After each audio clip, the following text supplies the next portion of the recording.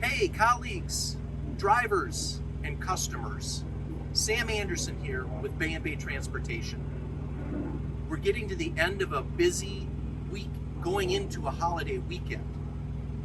It's Memorial Day weekend, and we're getting ready to remember those who died while serving in our U.S. military. The origins of Memorial Day go back to the late 1800s, just after the Civil War. In its early days, it was known as Decoration Day.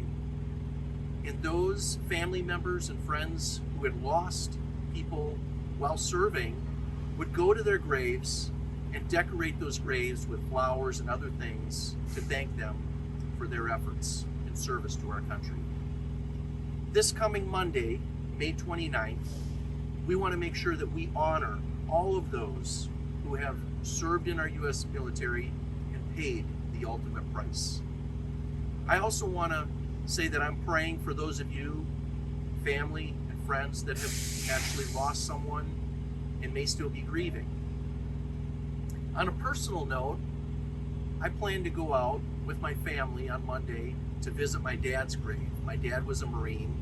My dad didn't die while serving, but he really loved being a Marine and spending time with his comrades.